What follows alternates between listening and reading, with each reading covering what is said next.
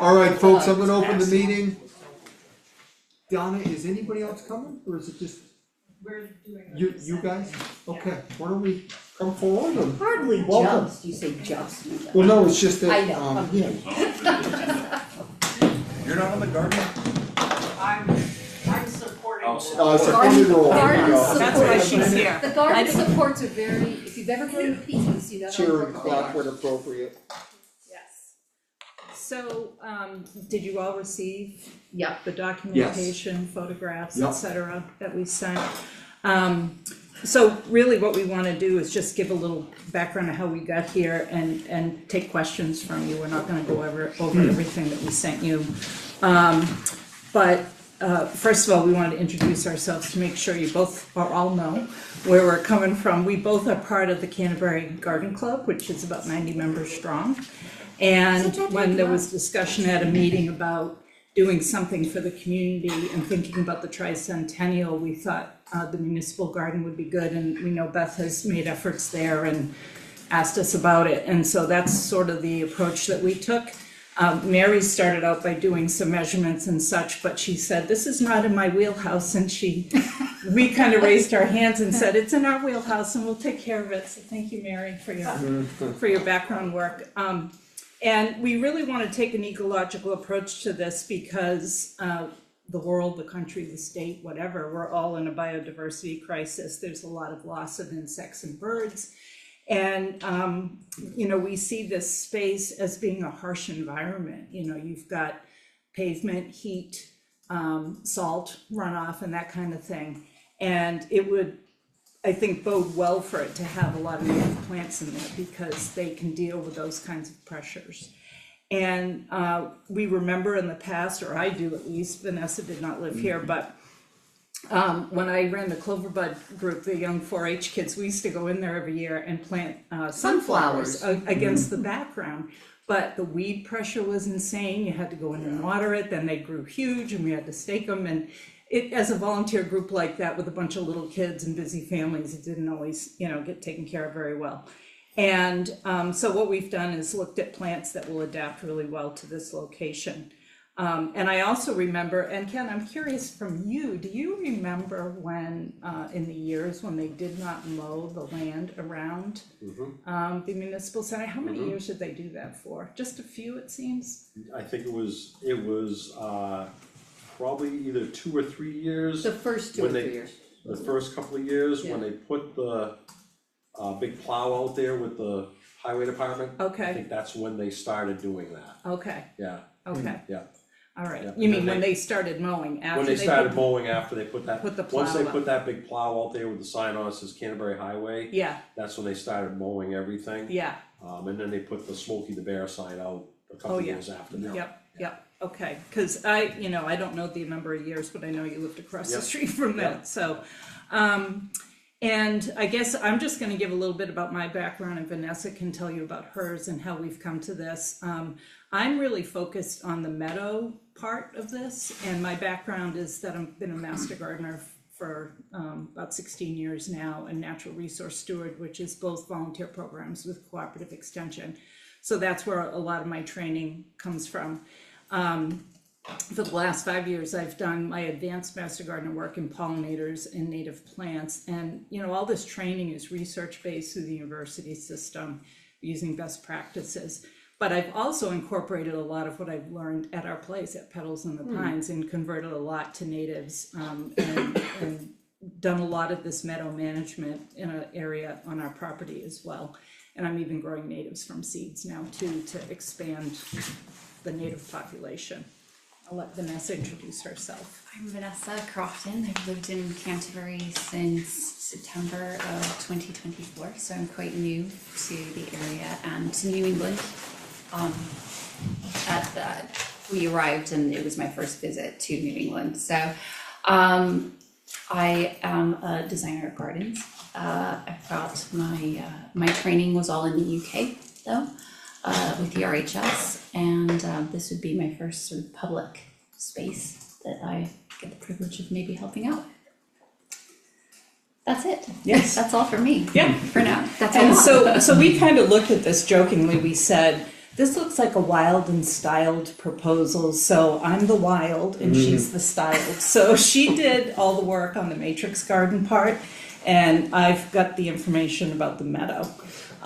So that's, the matrix garden is more her wheelhouse and the meadow is more mine, so I guess we would just probably open it to questions. When you say matrix gardens, you mean basically those two big bed, or the The beds borders, yes, right around the up, building. right up yeah. the building, yeah. Yeah, And we discussed when we went over and how to look, there's a strip between two areas of pavement that is included in some of the drawings that I did, as well as that the area that we surmised might have potential for as a picnic area for people who The one use that's got the big space. drain in it between the Right. fire department and Yeah, the main exactly. building, yeah. Yeah, so the numbers of plants, which you didn't receive, I'm sorry about that. The numbers of plants and the species are for all of those spaces.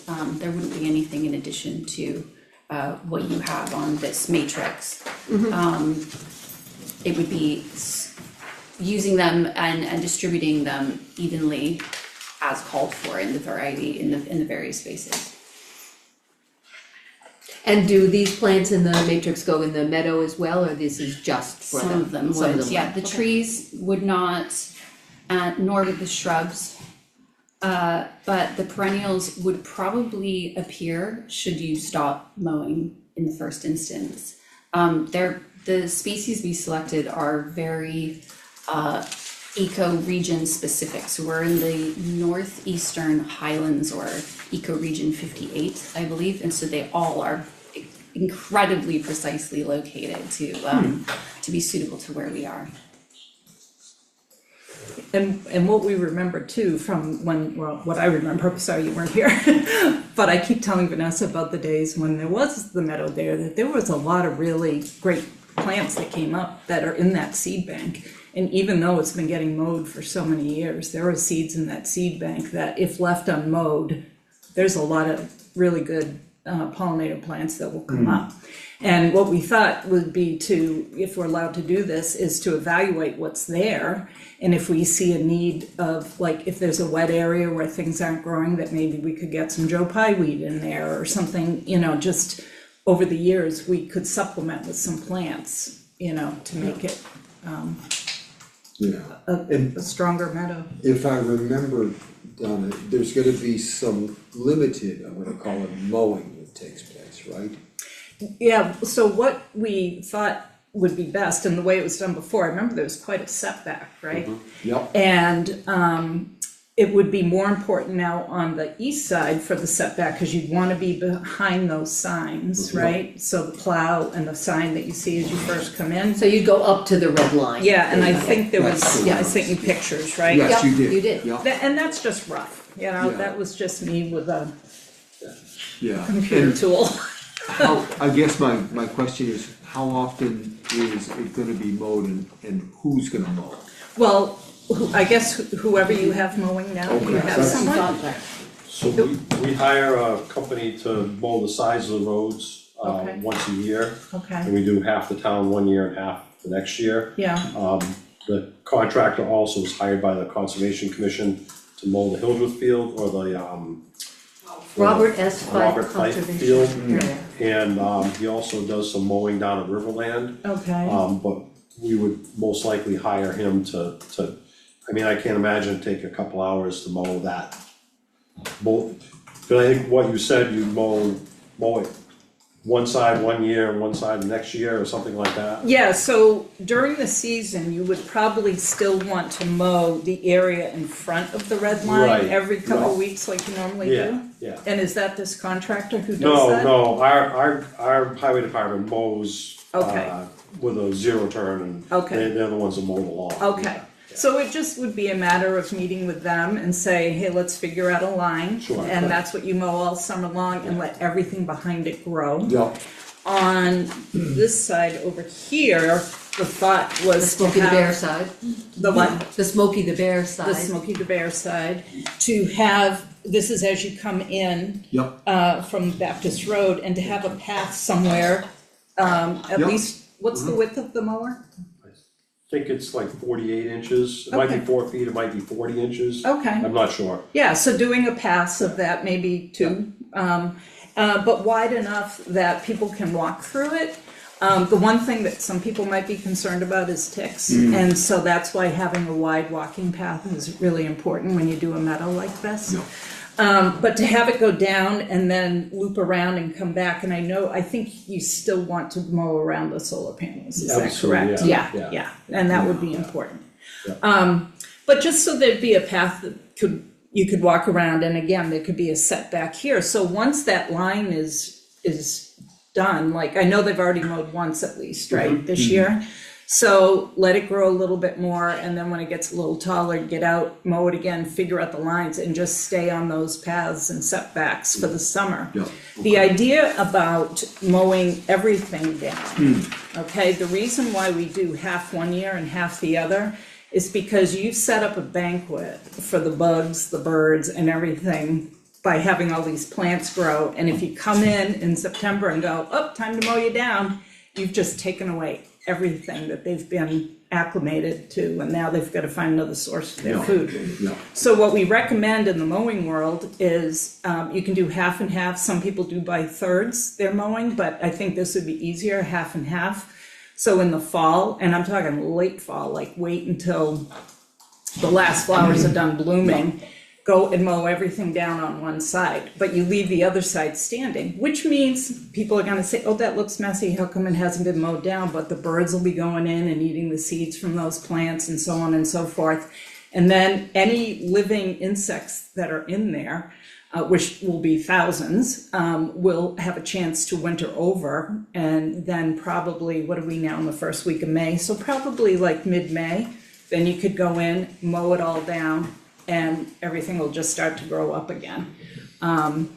And then you could alternate, so the next fall you could mow that side and then do the other one the next year, or however you want to do it. Well, and you also said mowing will keep the trees and the other That's- stuff down. That's one of the important reasons for mowing, because any acorns that get in there, you'll have all kinds of oak trees, you'll have everything coming in, and it keeps tree species out, Yeah. so, yeah. And that's what the Conservation Commission does down, to Right. Pond Road. Right. Last year, they mowed the whole thing because they had a lot of invasives that they were trying to control. Right, yeah, I've been watching that, and there are a few invasives around this meadow, I've walked around it, and maybe we could do more of an in-depth look and see about doing an invasive pull or whatever, but, Yeah. that, it is important to keep that controlled, Yeah. I have a question about right around the building. The foundation for that is on a slab, but there's styrofoam insulation on the outside of the slab. We have had ant problems, and that's why we put the stone up against it.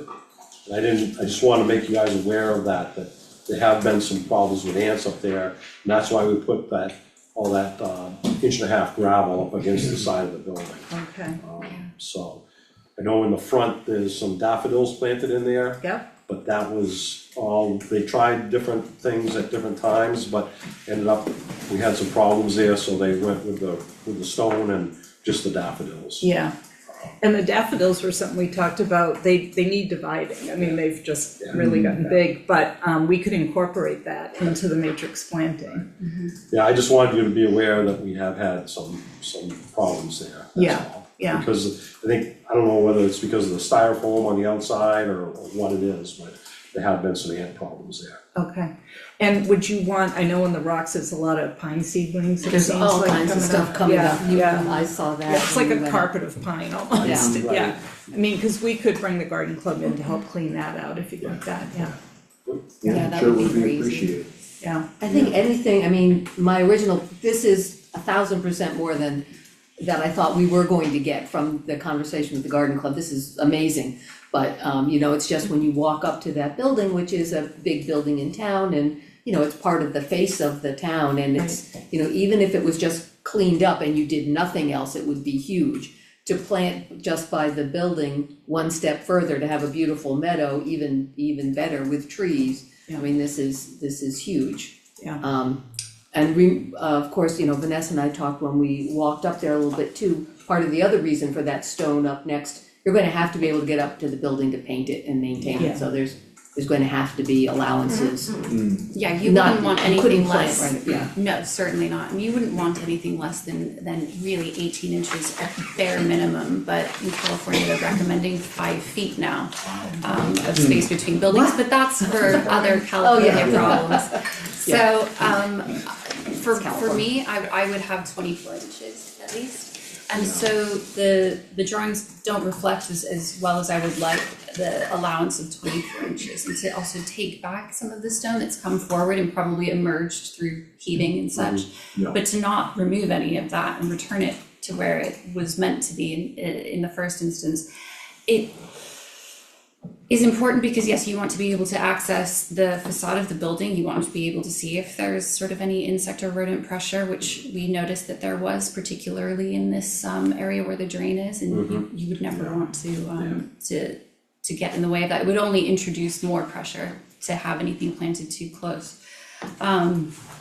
And that's why we've chosen the shrubs that we have, really, is because we can keep them off the building. It's aesthetically pleasing as you come up to see the building framed, but it's not going to ever touch the building. And the shrubs are very easy to maintain, both for height and for width. Also, we have the benefit of this being the south view, so they're going to reach naturally for the car park versus backwards. And trees would offer you a bit of shade.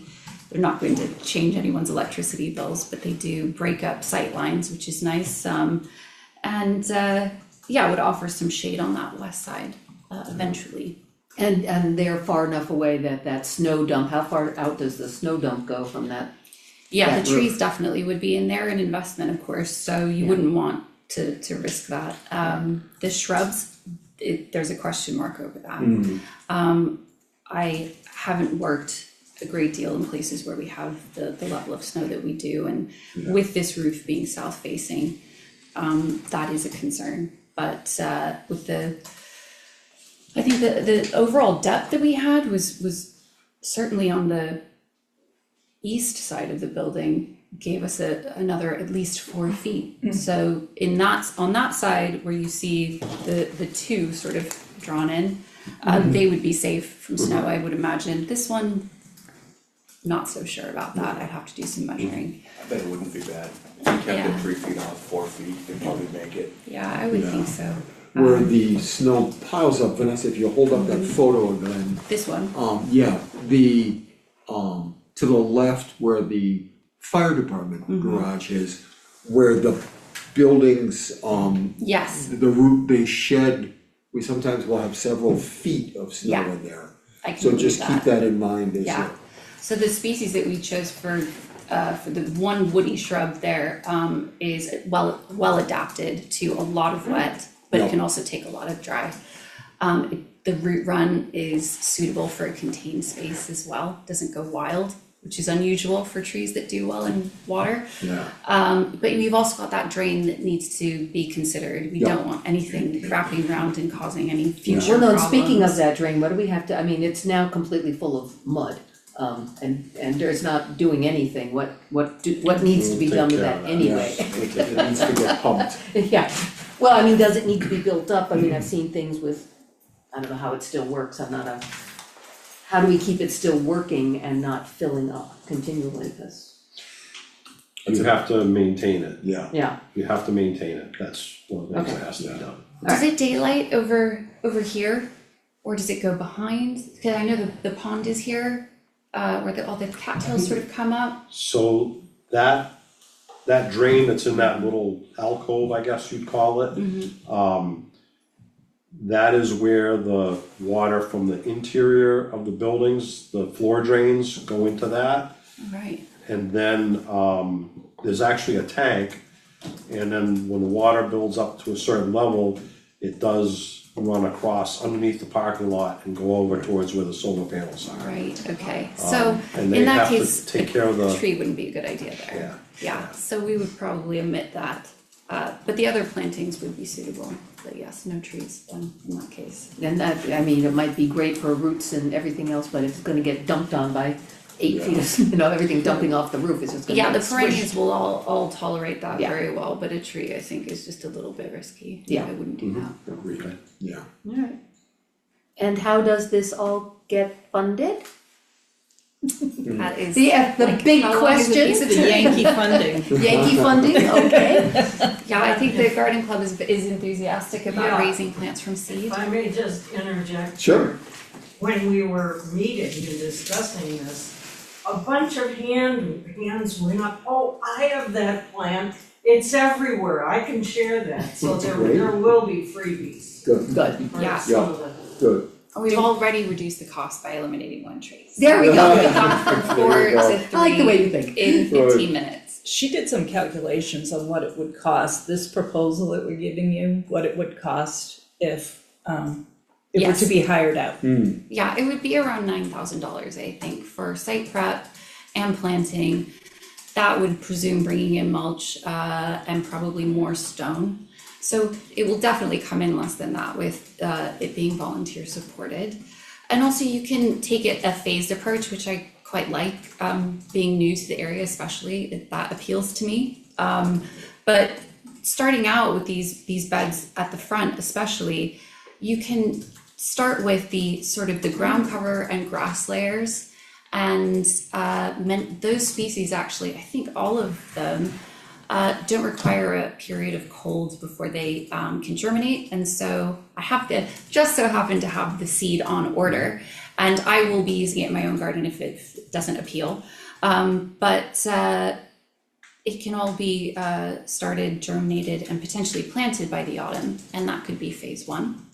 And then we can see how that goes. Perennials maybe the following spring, maybe the following autumn for the highest success rate. But I wouldn't propose chucking it all in straight away and seeing what happens. It is an investment. And harness the power of 4-H to go pick out all the zillion little pine trees. Yeah. Yeah, Maybe right. Mark can use them as plant 300 Yeah, of, the there's 300. probably 300 little pine Oh, trees yeah, there. he might 3,000. want them, he actually might want them He may want them potted because up not for- everything germinated. Right, he So- might, I will check with him.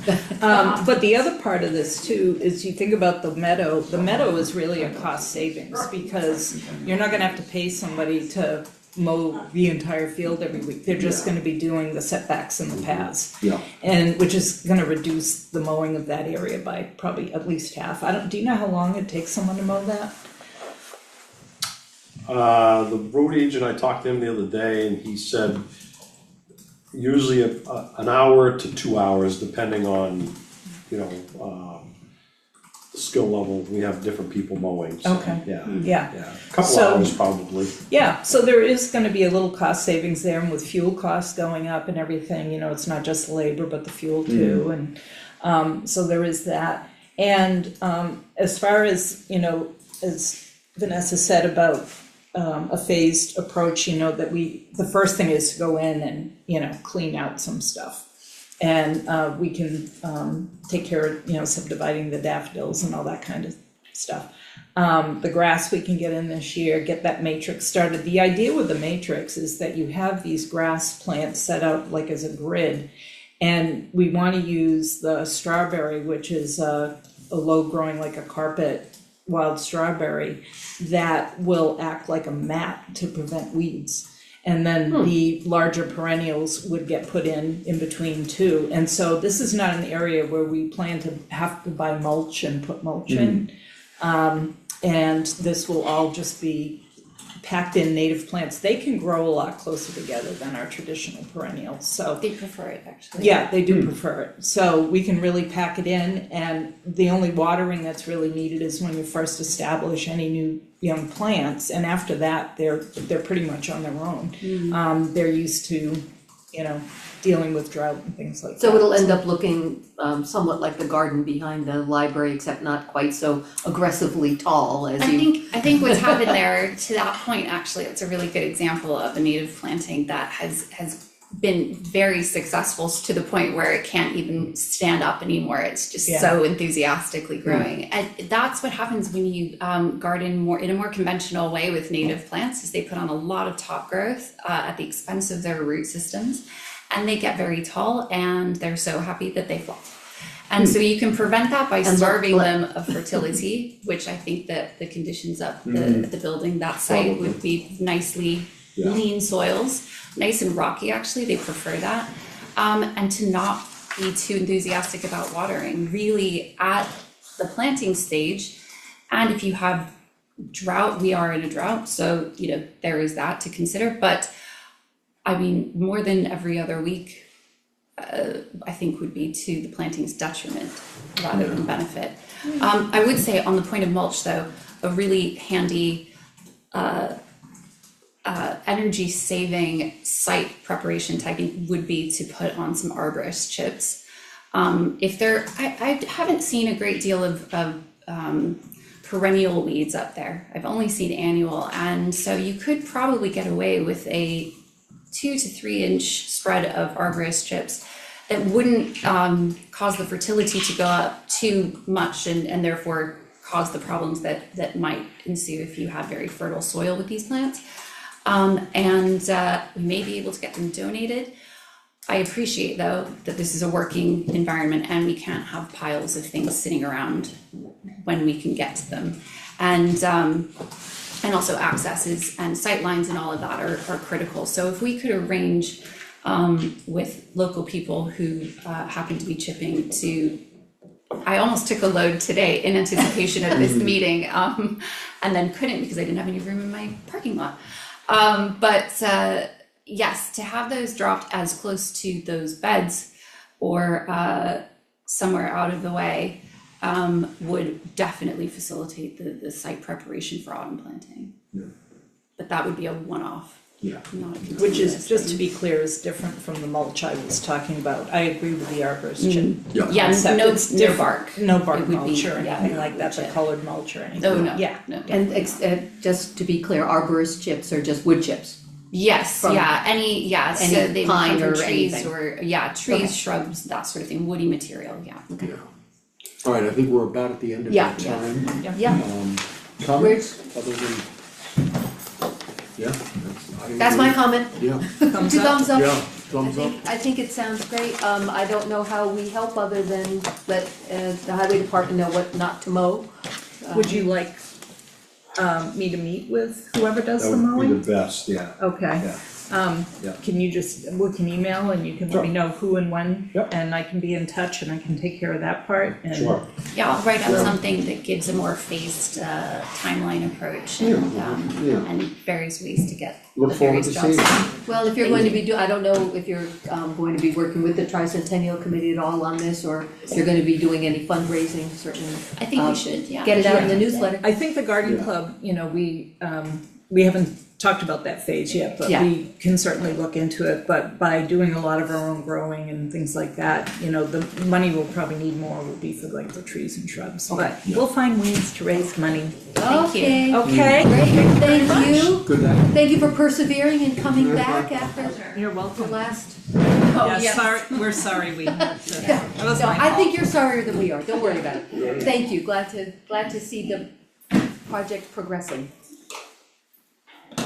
Alright. Mr. McGill? Why don't you come on down?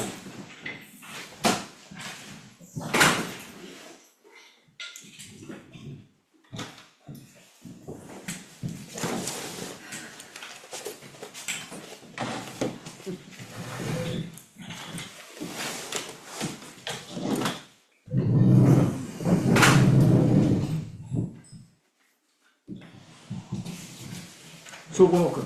Thank you. I know that you're here about your timber tax, as I understand it. Why don't you explain to the remainder of the board, I've looked at the documents you supplied. Right. If you would, just tell us why you're here. Let's start from the beginning, if I may. Yeah. Mike McGill, my mother Mary McGill. Hi. Parents bought 228 Morrill Road in 1979. Property had never been logged, except for some piecemeal here and there, but never thoroughly logged. All things considered, my father, if you looked at the sheet, my father should have logged it 25 years ago based on the amount of pulp that it produced. You don't know if a tree is healthy until you cut it down and you look at the butt, and then you can diagnose the tree and see the health. But that being said, mom is still here, dad is in a facility, beautiful facility in Franklin, with severe dementia, doesn't even know his name.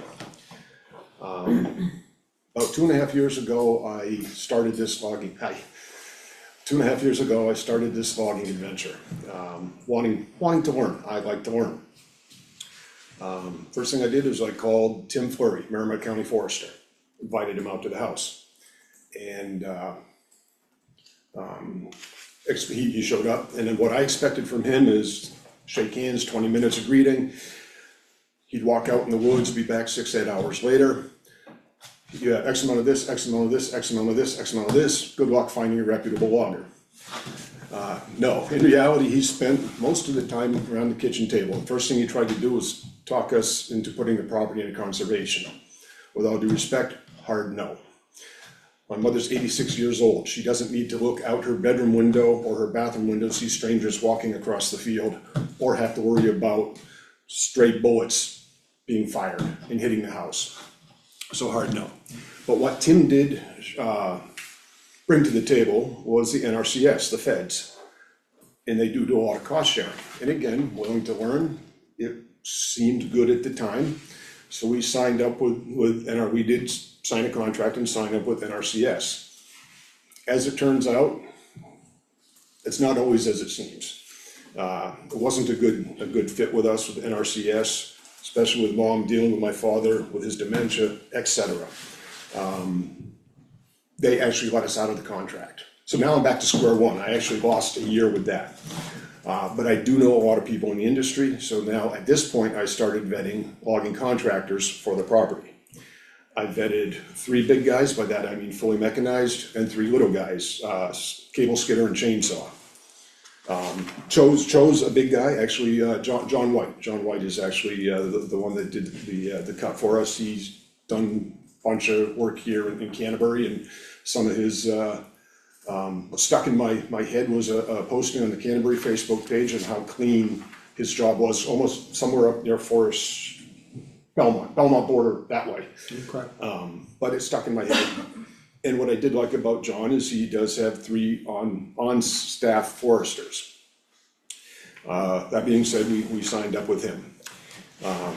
Did the cut signed the contract June, July last year. May. Was it? Okay. May of last year, we did the cut this winter, perfect winter for it with the cold we had. Was fine, very pleased with what he did, what he offers, what he's gonna do at the end. He offers a lot of services, that's not why we're here. The tax bill arrives, okay? We owe taxes, we know that, there's no question. I'm looking at the tax bill, and I'm not the smartest guy out there, but I do like numbers. So out of curiosity, I took the PA form, the PA9 form, you guys probably have a copy of it, it's the highlighted one, yep, thank you. And just for my own curiosity, I put down, and you'll see my handwritten scrawl there, the contract of the amount that we contract with the John White per 1,000 board feet, and that's the pencil line, if you will, and I think up in the corner on yours, it probably says contracted amount, that is the amount we got paid per 1,000. So I went down there, and that is per contract, Mandy will attest to that. So let's go down that, and I start looking in, I'm going, wow, we paid on 12 out of 15 line items more, or we are paying taxes on more than we got paid. As far as stumpage, as far as per 1,000. And in my eyes, that's not right. I think anybody here would probably agree.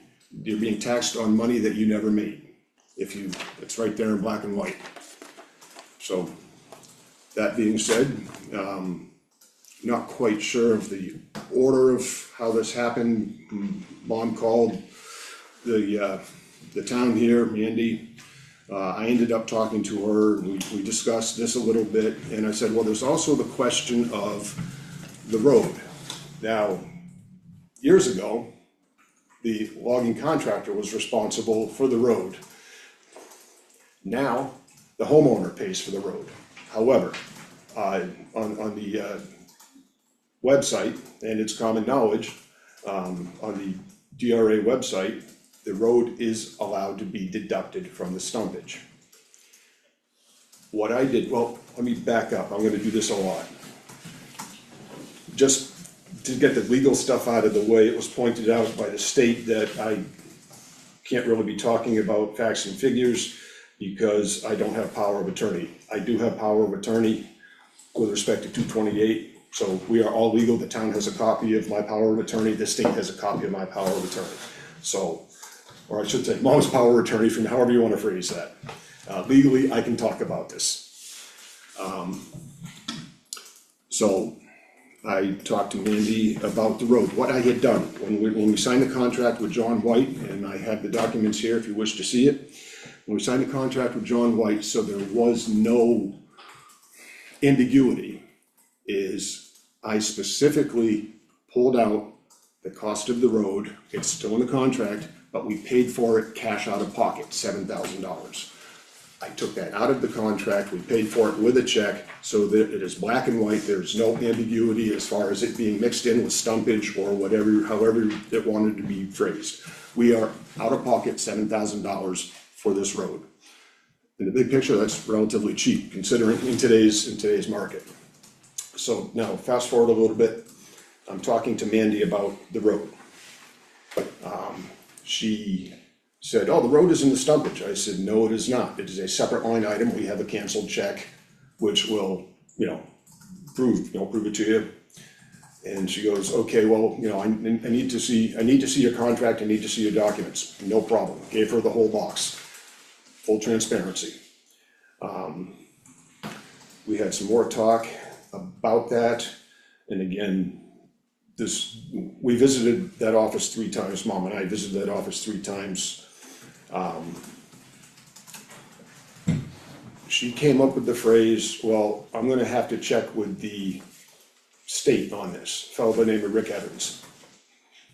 Now, don't know if any of you folks know Mr. Evans. He does not have homeowners' interests at heart. Mr. Evans, I'm talking, he is known for this. You can talk to anybody that's been in the logging industry, whether it's a logger or forester, for a long time. Sidebar, quick story I can give you about Mr. Evans, and it has nothing to do with this, but to give you an idea of his MO. There was a cut similar to ours in Danbury, 2024, $80,000 cut. Now, 10% is industry standard, timber tax is 10%. This cut was $80,000. The town assessed that cut, again, nothing to do with this, but again, I'm trying to make a point here, as far as the state is concerned. The town of Danbury assessed that cut at $11,000 to the homeowner. Now, what is 10% of $80,000? It's $8,000 on the high end, is what that should have been. It was $3,000, it was $11,000. That homeowner reached out to Mr. Evans. His response, August should have paid you more. No relief. But that is, again, this is, you don't have to believe me, you can take it as hearsay, but that is his MO in this field. He just says things and goes forward. So Mandy consulted with Mr. Evans. Mandy then emails my mother a letter saying, well, I need to know what is the percentage of cut that you did on the property versus what is left. And I'm like, well, this is odd. Where is this coming from? But we have that. One thing we did get from the NRCS is a full forest report study. So I can glean how many board feet we had versus how many board feet that were cut. Just to cut through it, we cut approximately 60% of the standing timber. marketable timber, I should say, and a lot of it was pulp, et cetera, but if you work the numbers on this PA9 versus what NRCS said we had, it's 60%, give or take a very, very small percentage. So this was another meeting with Mandy in her office, this was last week. And she goes, okay, 60%, so, there is, backing up again, and apologize for this, when she initially said she was going to Rick Evans, the one thing I asked her, and she did do it, the one thing I did ask her, as I said, because I don't trust him, for the reason I just made, one of the stories I just said earlier, whatever comes out of his mouth, please back up with have him back up with an RSA. End of story. I just wanna see it in black and white. If it's in black and white, done, I'm happy. Again, moving forward, talking with Mandy in her office, she's talking about the 60% thing, which amounts out to $4,200 against the $7,000. And she goes, well, you know, there's a percentage, blah, blah, blah. And I remember I actually pointed to the copy of the letter was on the table. I said, did Rick Evans say that? And did you ask him if there's an RSA to back that up? If there is, I don't have a dog in the fight, and I understand that. There was a 10-second pause before she answered. And she goes, no. She goes, but the intent is there. Well, I intend to win megabucks tonight. Intent is not legally binding. Intent is not an RSA, the way I see it. I'm not a lawyer, but that's the way I see it. And then she continued to go forward with various scenarios on how we're gonna get through this, and then the $4,200, et cetera. And she could sense that it wasn't really going well with me. And then she came up with, well, if I have a letter, and I'm kind of paraphrasing, if I have a letter stating that road will be totally removed, then I will deduct the $7,000 from the stumpage.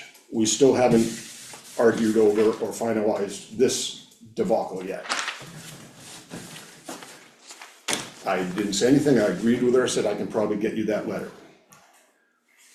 I got to thinking, where's the RSA that backs up that statement? And that would be, hopefully in your packet, the RFI number 1.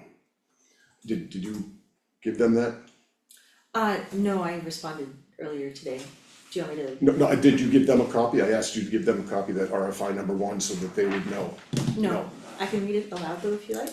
We've got the stumpage value one, about the, RFI is request for information. Yeah, what I did, and I'm sorry to interrupt, what I did, with Mandy, because it's a government thing, is I did an RFI number 1, request for information, under 91A, New Hampshire's right to know. taken off of the road. And I requested under RFI number 1, and I gave a rundown of what transpired, what I just told you folks. And then at the bottom, I asked for the town to produce the RFI, the RSA stating or backing up her statement of a letter is necessary to claim full value of the $7,000. And I don't know if I haven't sent it to you, but what you sent me, none of that applies to what I asked. Okay, It doesn't apply, it nowhere in there does it mention road, and I looked at every single one of those things you sent. And my question was, or the RFI was, what is the RSA that specifically involves roads? Needless to say, to cut through it, and I'm gonna save everybody a bunch of time, there is no RSA that says that please prove me wrong, there is no RSA that says that if you have a letter, you can deduct the full $7,000.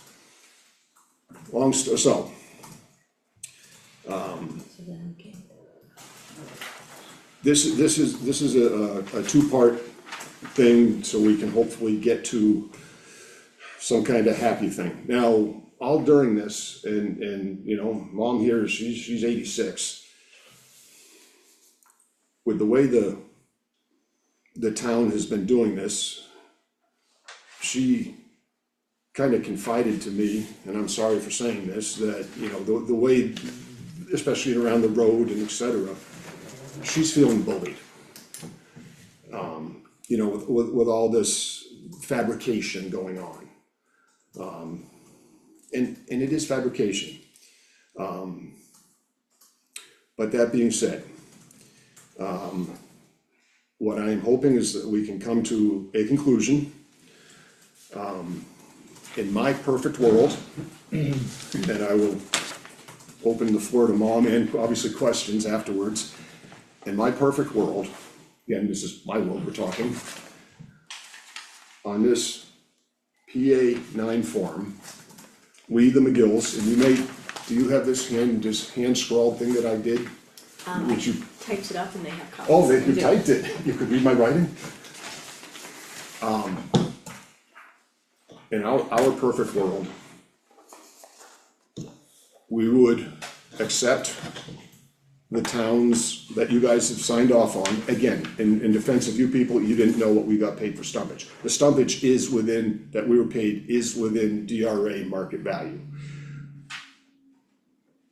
We accept the non-highlighted items that the town does. And we would pay what we were paid on the highlighted items as far as the full value of the stumpage, which is what to be taxed upon.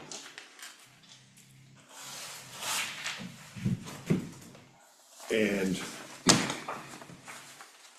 so like I said, there's two things here. There's a $7,000 road in question. And there's an overtaxing on stumpage value. Can I ask a question? Absolutely. I'm not a logger, I'm a contractor. Yep. If I give you a quote in May and you sign a contract with me in May, I have a clause in my contract that says, if the market value changes, you cover the cost. Right. So when you sign a contract in May, what were the timber values at the time that you signed the contract? Did they Sure. reflect the stumpage in this? The same. The timber values, the state does, I believe, you should probably answer this, every 6 months, the state reevaluates, but they do not fluctuate. And that's too bad for the loggers, because they're getting paid the same amount for white pine now as they were 10 years ago, and that is no word of a lie. Well, it's all market driven, isn't it? If you've got a surplus of white pine, why would you pay top dollar for it if it's sitting in a log yard somewhere, Yes, right? You know, it's the Yep. same as a veneer log's gonna get you more money than yep. firewood logs. But the town actually, and this is actually, that all things being equal, that's not fair to the town or the towns, because veneer, as you just pointed out, is worth more, but the state lumps it all under red oak. There is no line item for veneer. And nor do they have a comparative stumpage value for veneer. The only thing the state does do, is they will delineate between red maple and white, let me back that up, Yeah, red oak and soft white maple. oak. And the state will allow you to, they do differentiate those two, you have to dig for it, they use what they call comparative value. It's not on there, you won't find it on there, you have to go onto the website and find the comparative value. And they compare, white oak to ash, which I believe is 100 to 200, 1,000. Going from memory, don't exactly quote me on that. You know, another thing, actually, another red flag immediately, and I think what prompted this, for me to do what I did with this highlighting, is knowing the industry the way I do. If you look down towards the bottom, the stumpage value, assessed stumpage value that the town is charging is $325.20 1,000 for 1,000 board feet of cherry. If you know, excuse me please, if you know the lumber industry, and I'd like to think I do somewhat, in the town, that was an immediate red flag to me, because cherry right now in the woods is worth more than cordwood than it is as lumber. I did question Mandy on that initially, she pulled out a form that she got from the state, and yes, on that form it said 325, 1,000. I didn't say anything at the time, I went home, I re-looked at the DRA website, I sent her a picture of it, and she agreed, and she did on a piece of paper somewhere, she changed her notes that were given to her, and she did alter on another tax bill or a preliminary tax bill that. And I believe she did also, per my request, you probably didn't understand that, she did break apart the red oak from the white oak, per my request, because they are taxed at different rates. So I guess my point in being here is, as I stated earlier, on the highlighted items, we would gladly pay what we got taxed, what we were paid, we would pay the tax on that, the full value, and we accept the other line items that the town has signed off on. And that's the end of my story. Mom. She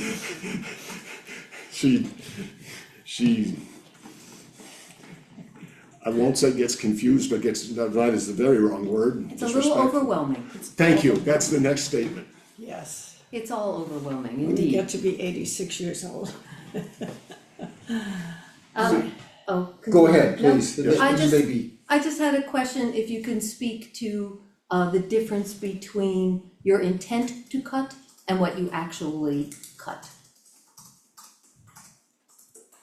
We went over, Somewhat substantially in, yes, okay, yes. And as an oversight on the forester's part, he did not file a supplemental. okay, but we know now. But you, at the end of the day, you're still getting paid per thousand, whether or not there was a supplemental filed. Does that change the tax? Is No. there a penalty if you overcut your lot? No, you have to file a supplemental, and it was an oversight on the forester's part. Can I ask Mandy that? Yeah. Is Right. there a penalty? So if you overcut, we There just, is not, your only penalty is you lose your right to appeal. so then if you overcut, you technically can't be appealing right now. Okay, that brings up another point. I don't have it. Yeah, it's in here. That's definitely open for discussion. Now, okay, let's talk about the right to appeal. This, the tax year ended for this, the state does weird tax things. This tax year ended March 31st. It's right on the top of that file. Okay, Of 2025. 26. It's, if you just read the state's tax year went from April 1st, I apologize, you are correct. I'm a year off. The tax year, April 1st to 24 to March 31st, 2025. Now let's address the appeal thing. We didn't get the tax bill from the town, and you'll find it on the tax bill. God.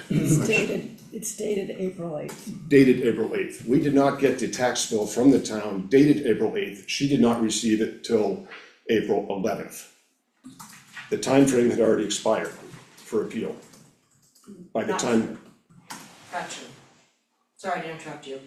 By May 15th, your report is due, if you didn't ask for an extension, which you did not. I have the, yeah, that's not what we're talking about though. Well, I think she's saying you still have the right to appeal if you did it within the window. Is that my understanding? yes, Yes. absolutely. So you can But- still file your supplemental Right, before the 15th. And that would give but you by the the right time to we got the appeal. tax bill, it was already, the window was already closed for appeal. She just said it wasn't. No. 79(8) says appeal and abatement, any owner within 90 days of the notice of tax can appeal to the assessing officials in writing for an abatement. So you'd have 90 days So from 90 April 8th. days from the 11th, when you received it, From the time the bill was received. received, the final notice of tax. So 90 days from the So we can 11th. still file for this abatement. Am I understanding that correctly? No, you forfeited your right to an abatement, to an appeal, when you didn't comply with 7910, which says that at any moment that you started cutting over the intended amount, you shall file a supplemental intent to cut. So where does that leave us? So for me, I'm still confused, which numbers, it seems to me, and I'm not a logger, and I'm not a contractor, that you wanna cherry pick your numbers to your own advantage. Wouldn't anybody else? No, because Yeah. there's right and there's wrong and there's wrong. You're arguing with us the way that things work, right and wrong, but you're cherry picking numbers right now. Well, you have to agree it's wrong to overtax. I also agree it's wrong to overcut and not file supplementals and then accuse the town of overtaxation. You just said you're not a logger. How do you know when you're in the woods? And Well, if you have a professional forester, they label the woods. I have a woodlot, it's been cut. They Right. label the woods, they tell you what comes in and out, and any good forester or would monitor what's coming out. They keep a tally as they go. the tallies aren't official until you get the mill slip. And we have all the mill slips, so you don't know the full tally. And those mill slips can be 2, 3, 4, 5 weeks behind based on the mill.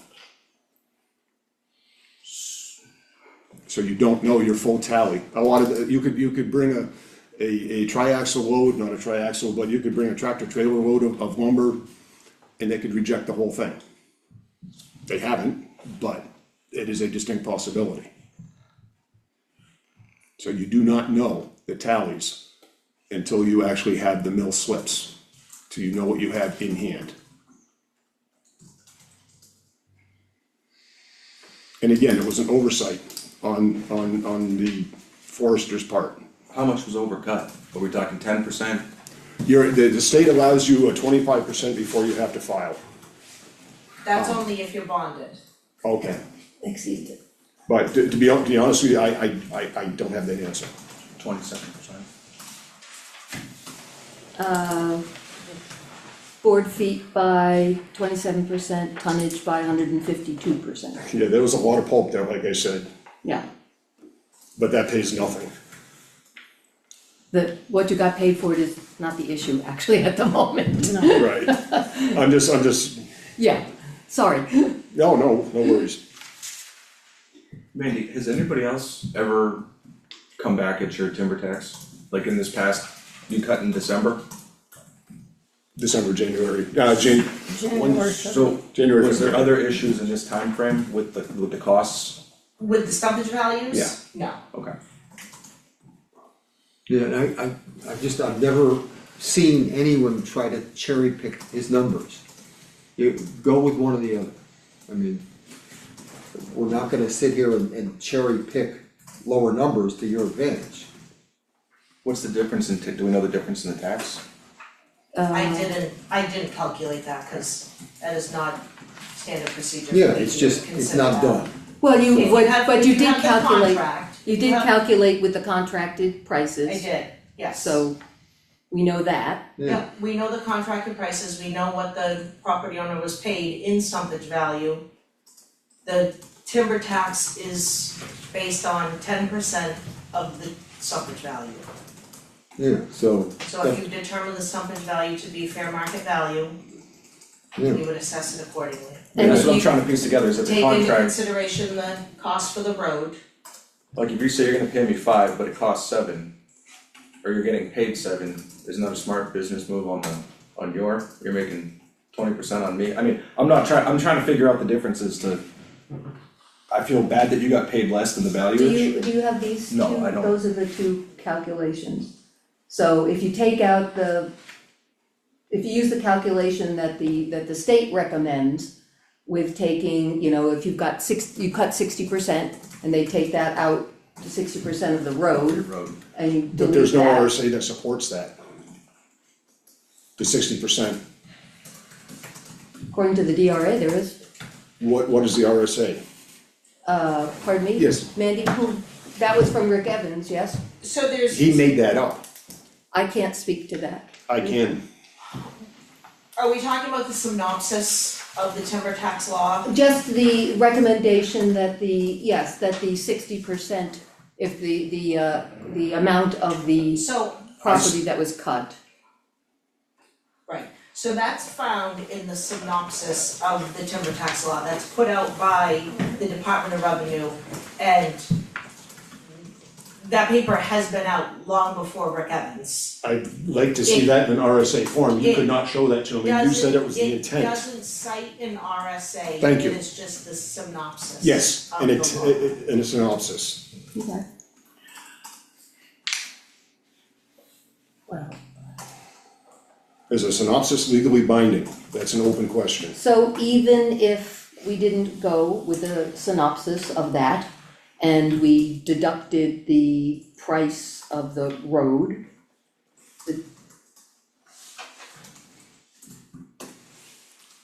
pardon me, the difference, Mandy, is there, I don't know, I'm not familiar with the road thing, how does this work on other cuts recently? Is it for roads on your property, or is this a town road if it's not bonded? Is to access the timber on your property, It's to access the timber on the property. on a property. You should have paid for a road on your timber lot unless you're doing it yourself. We do it ourselves, it's all a discontinued road, all the landowners.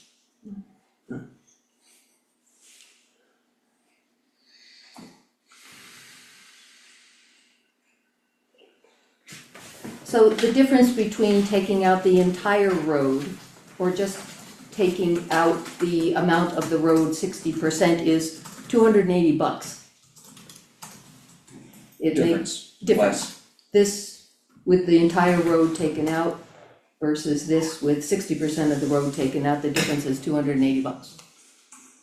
What you would owe in your timber tax. What are you giving for a final figure?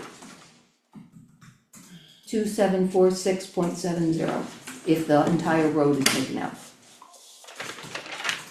I mean, that's the 10% on the, that's the total that you got paid for your timber, minus 7,000 for the road, 77,466 and 99 cents, and 10% of that is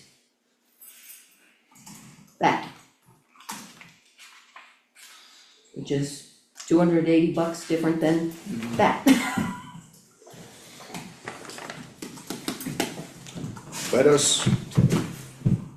Let us use what you guys signed off on Okay. and stay with that figure. However, I would like, because I'm allowed to do it, if you are allowed to do it, I would like the adjustment for the cherry, we didn't have a lot of it, cause that is just wrong. I think even Mandy would agree with that. And again, we didn't have a lot of it, you're talking several dollars, it's the principal. Let me pause you right there. Mandy, the document I'm looking at says that Mr. McGill was paid $80,418.39. Is that right? No, that No, he was Okay. paid 84, $84,699. 466.99. Ignore those Too many numbers. versions floating Yeah. around. Yeah, Alright, so sorry. he was paid $84,466.99. Correct, Um, and he has a receipt for a $7,000, they paid $7,000 for a road to go in. okay, So this is if you use the 60%, I the get that. 60% of the road, that's that number. Okay, And then if you take out the entire road, it's that number. And the I difference understand. between that and that is $280 gotcha. to the town in Alright. taxes. Alright, so you're willing to go with the 84,000 number, is that correct? Which number is that? The amount you were paid, 84,466.99. And you're deducting $7,000 off of that, Yeah, I'm willing to do that. which would make us at, 77,466.99. So that means your tax is 77,4670. can we nickel and dime with the white oak and cherry? No, Steve and Bob said no. I mean, honestly, we're fighting over $280. It's the principal. Well, Oh, and you know why it's the principal, sir? And I'm sorry, I don't even know your name. You know why it's the principal? Because it was the pushback from the town on the road. And the bullying that mom felt was taking place. That is why, it's the yeah, principal. so I'm gonna disagree with you, I don't think any bullying took place. I'm You weren't sorry that there. your mom But you weren't. perceived it, well, maybe I did, but. yeah, She's yeah, 86. it's all how, I get that. I I get that, but it's all how we perceive things. Right, I know everybody involved for a long time, so. so the total tax is 77 and change, give or take? Yep. 7,746.70.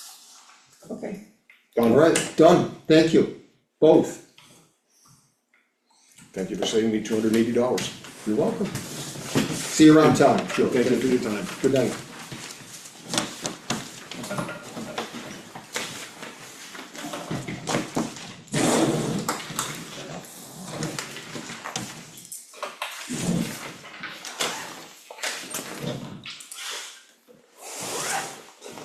Will you produce and send a new bill for that? How do you wanna handle this? No, what I'll do is I will write up a, kind of an administrative warrant and have the selectmen sign it Okay. and get it to Sam's office, and he'll basically almost put in like a credit on his side. So if you guys come in and pay the 77.46.70, he'll have the other amount sitting there as an abated amount, and it will zero out the bill.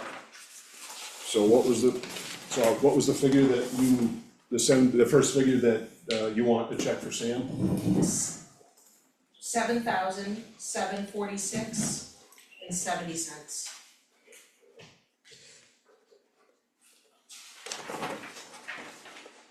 And then he'll credit us the The balance. difference, yep. Alright, Thank you. Alright, thank you, Thank you. good night. good night. Good night. Oh, the China shop.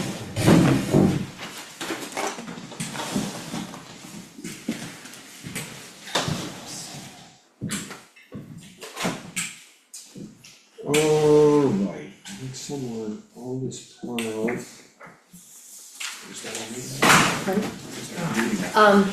And I would just appreciate all the time, was 50 cents too high. the time you spent Good night, preparing Brian. all of this, because it makes it a lot easier to understand. Trying to make a decision when you have good information in front of you, so thank you, and for taking the time Sorry, this it's afternoon. kinda last minute. Well, no, but thank you you took time this afternoon to walk me through it, so I understood what was going on, which is the best way to Always make appreciate it. Alright, a decision, so Thanks, thank you. Mandy. Is the road thing common? So, I mean, lots of people get a timber tax bill and they pay it and you never hear from them, and I don't necessarily know if it's within 10% of what they actually paid. If they wanna come in and supply the contract and the billing, the logging slips and any costs associated, then that's your best evidence, you should take it into consideration. But other than that, I mean, we just typically use the average stumpage values that the DRA establishes for us. Because you're not, taxation wise, you're not obligated to tax at the stumpage fee that the contract is agreed to. No, it is good evidence, though, if that's why I utilize Rick Evans when I can, because I'm not a forester, the town doesn't hire a forester. So I will send stuff like that to him and say, they've supplied me with it, what do you think, look it over and give me an opinion. He's the guy at DRA, so he knows. He sees almost every logging operation in the state of New Hampshire. I guess So I'm just curious, like if a logger wants to pay you 20% less and they pocket the difference, who's the responsibility on? The consumer who's signing the contract? Well, when the town, when they file an intent to cut, and then you guys sign that intent to cut, they're telling you that they have an intent to cut their timber, you're telling them that they will get a timber tax from it. So I mean, it is on them, it is solely on them. They can absolutely have a lowball contract that they sign off on and lose their shirt over, it happens. I'm just curious, that's what I was trying to connect on, is it's our responsibility to honor Yeah. a contract, but at the same time, it's a business model, you make money, right? Mhm. So if the market stays stationary, Yeah, you just signed a low ball fee. yeah, it's like sales of property too, I mean, there's a lot more involved in it, and you're just trying to find The median. that median, Yeah. yeah, that's fair and accurate, so. Yeah. I have a couple other things, should I just stick around if there's any questions? Yeah, a couple things before us, Mandy? I don't know. What, What are they? I sent you that settlement agreement, the Oh. recommendation for settlement. It's all in the please sign folder, so if you wanna go to those. Oh, that's that way if you that, have while any Mandy's questions here. for Mandy. I figure while I'm Yeah. here, yes, thank you. do it. So I'm taking my boots skip off, down yeah, to so. Pass the welfare Yeah. manifest, then Beulah Fellowship, there's like a whole stack of community stuff Okay. after that. including Beulah, Yes, okay. yep, starts with Beulah and And then there's another Starting with Beulah. timber tax one, is if you, that, if you look at the Agenda, agenda, yeah, it's current assessment, current use assessment all the way Yeah. down to elderly tax exemption, those are all Mandy. okay, figures. alright, so, alright, start with the current use assessment, map 212 lot 6.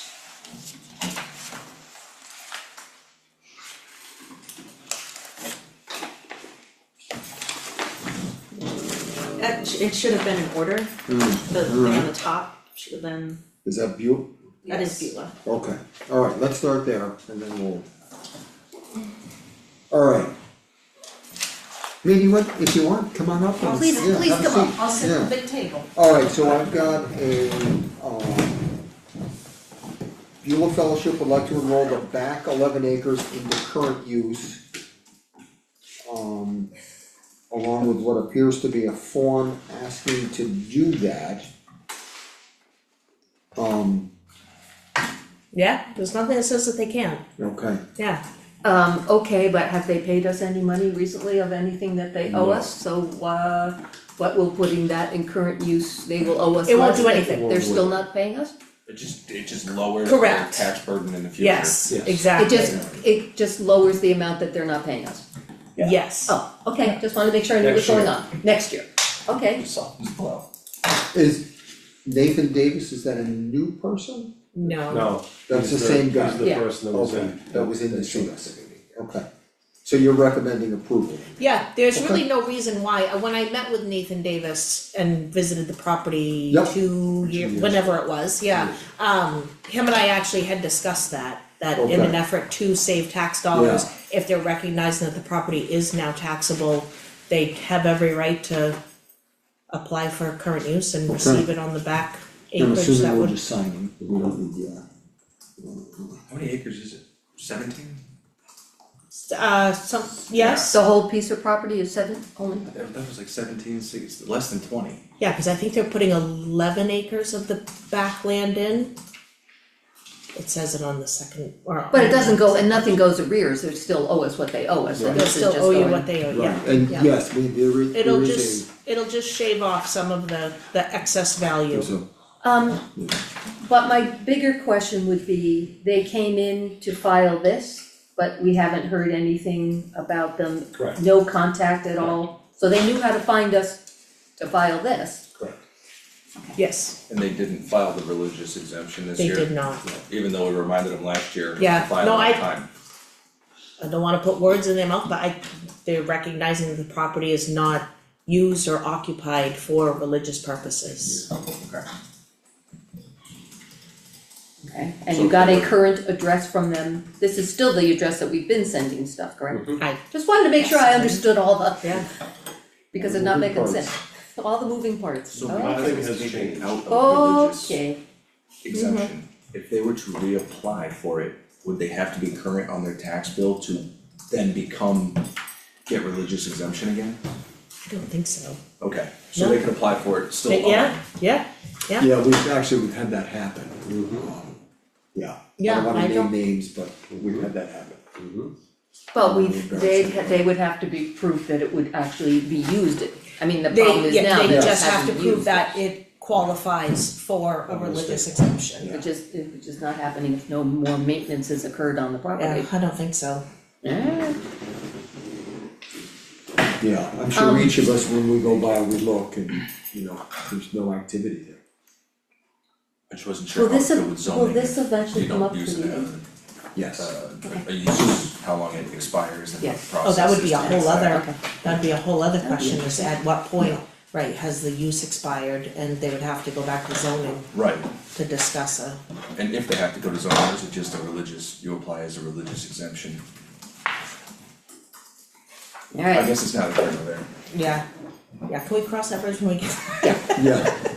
Right. okay, here's a notice of Probably intent, will. talking about timber Yep, taxes. alright, notice of intent to cut wood or timber for, lot, map 231, lot 1 and 2. Okay. Anything on that?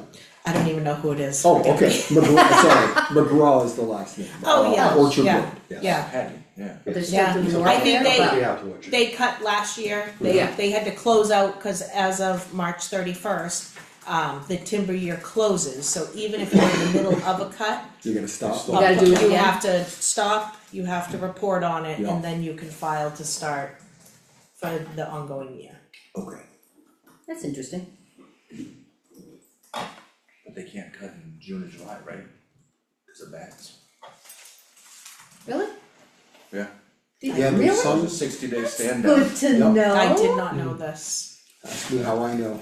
How do you know? You have bats on your Because property. of No. bats? You're I batty. was trying to replace a bridge for the Really? state and could not because it was bat season. as Well, Calvin well, said. I Shut am, it all down. I am very Literally. impressed to know I that. didn't know. Yeah. Hundreds of thousands of dollars, Sorry, we had to stop work, so, bats were here first. yes, exactly. Alright, Mandy, this That's is good an to know. original warrant yield tax levy for, The same lots. same, yeah, Same thing. Yeah, Yep, yes, same thing. it is, Okay. yeah, anything on that? no, Okay, so we're That's just just the signing. first half of the project. Well, they've been in there 2 winters now. Yeah. That's a big cut. Alright, so 2 places to sign, it looks like. That's gonna be what, 300 acres of I it? wanna go walk that road, I haven't yet. We used to walk it all the time. Beautiful up there. Yeah, it is, it was, I'm sure it still is. It connects over to my place. I know. Really? Skidder roads. Wow. Yeah, Alright, and just 2 places, we Cal, used to looks cut from like. there through to the, and come out Wherever of the the blue basket. post is. I see Jeff, Beautiful. that's what I'm going by. Is there any others?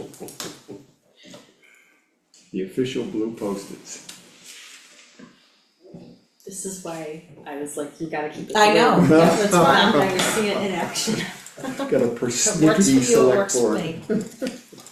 No, we're kinda like Pavlov's dogs, blue, sign, blue, sign. Although here's one with green, so. She ran out of blue.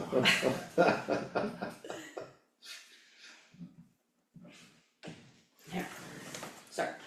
Well, that could be because it's, I think that one's initial only, so. Yeah, you just have to initial it. Yep, that's it, green is for initials. Oh, I gotta learn something new. That's What's purple? Right. smiley faces. Yeah, you pick, what would you like purple to be? We might have to go up with an instruction sheet. I think color coded instructions. Another policy. Yeah. Right. Alright, this is definitely a Mandy. So this is the settlement recommendation from Mandy regarding all-purpose storage at 32 Hall Road, Yes. which is map 249 lot 16 Yes, for the property tax year 2024. yes. Yes. Alright, Alright, so Mandy tells us that she's reached an agreement and the property was assessed at $948,700 for the 2024 tax year. Taxpayer filed an abatement and subsequently appealed to the New Hampshire Board of Tax and Land Appeals, submitting an opinion of a value of $569,000. whoa, We So- were way off. Well, I say we and the tax rep were way far apart from each other. Yep, So Okay. obviously, there was a big issue there that one of us wasn't getting.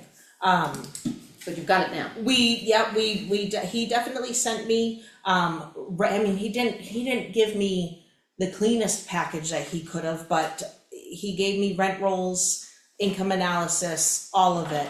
I definitely had to spend some time tearing it apart, but really and I had a feeling of this, what it really boiled down to in the end was as of April 1st, 2024, that property, structures were built, but they weren't fully leased yet. They were still in the process of leasing those. So it wasn't an unfinished construction issue, it was more of just like a lack of income producing.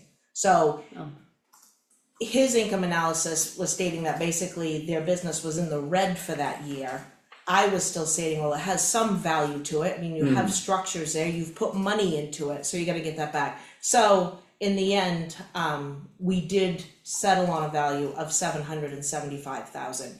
And that is only for the 2024 tax year. Subsequent years after that, once the property was fully operational, They didn't appeal taxes. Okay. That property is now assessed at 1.45 maybe. Okay, Yeah.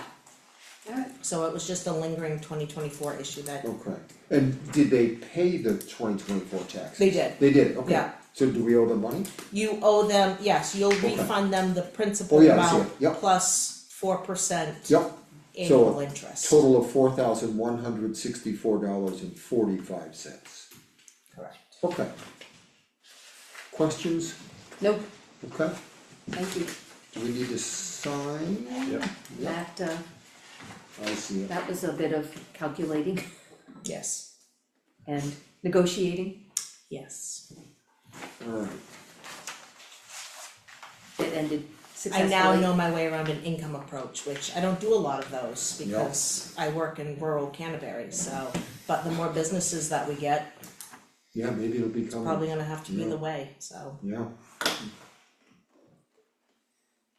Well, it looks like a good compromise, it certainly wasn't, it was right in the Yeah, middle, pretty much. considering where we both started Yeah, from, yeah. I mean,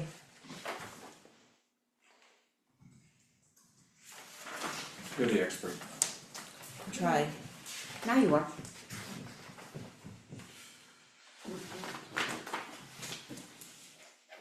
God, the squeaky chair.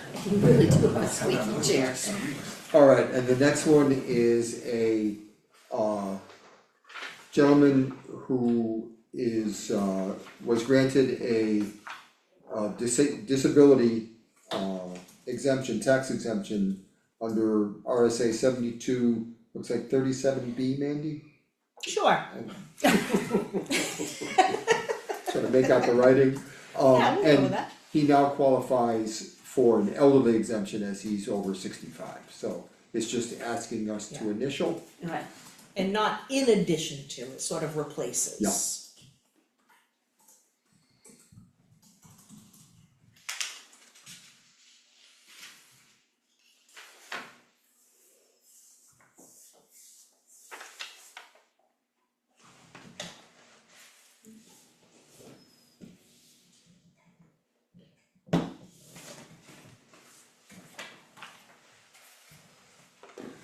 yes, even my initials get them.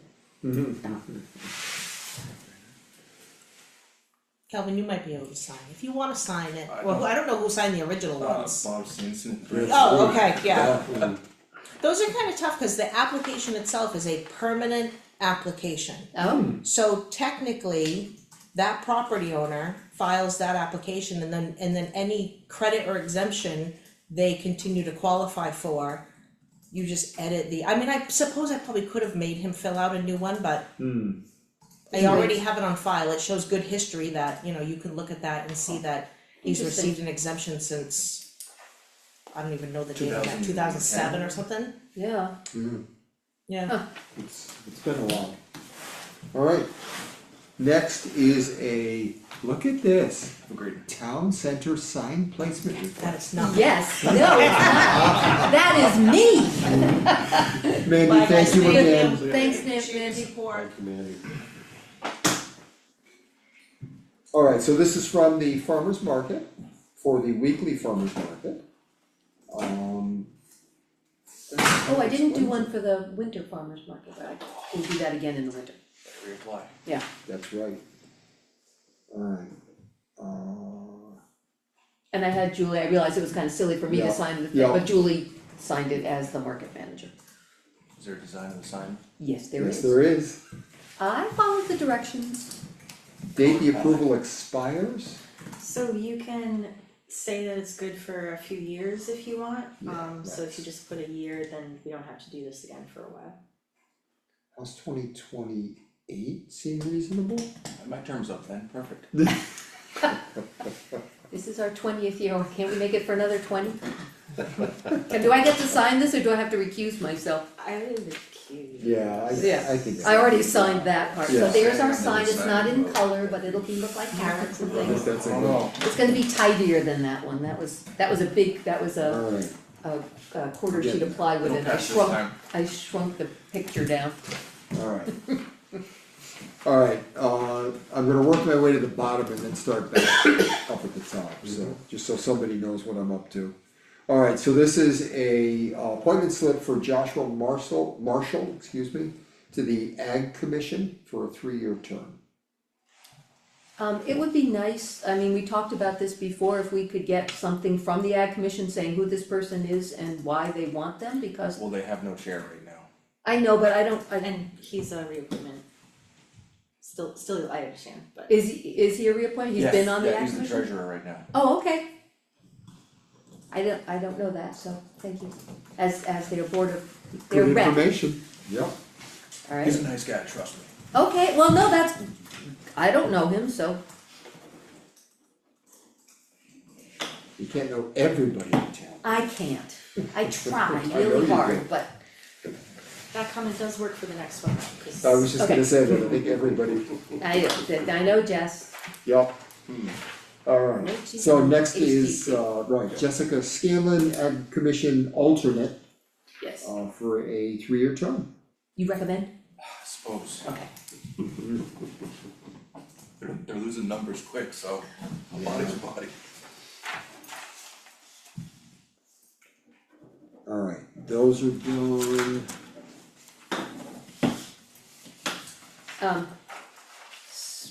So talking about Ag Commission should come under old business or new business? Not at this time, cause we're still signing. Right. Okay. There you go, sir, thank you. Alright, next is a accounts payable manifest in the amount of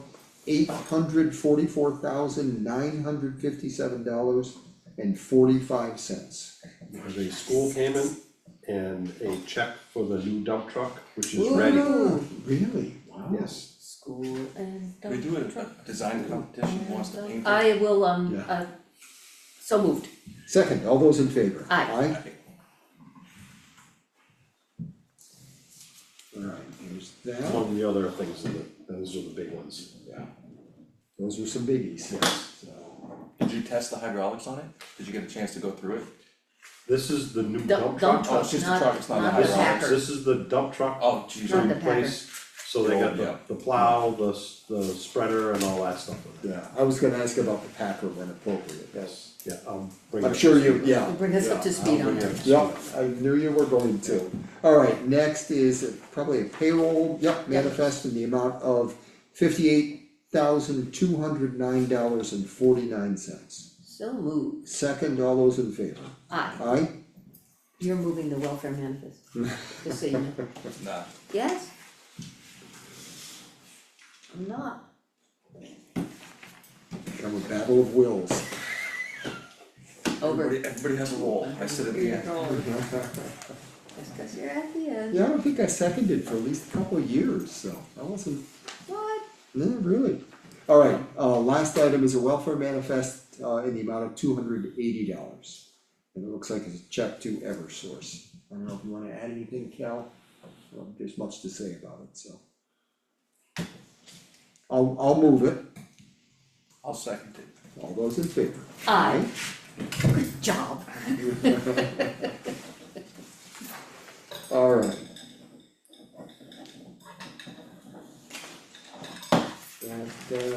That. You're done for the night.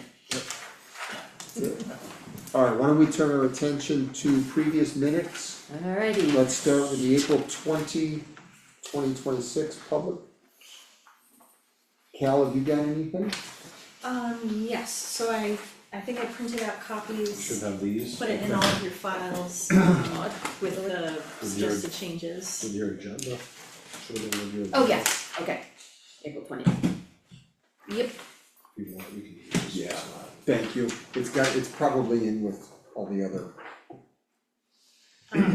So for the April 20th one, on line 217,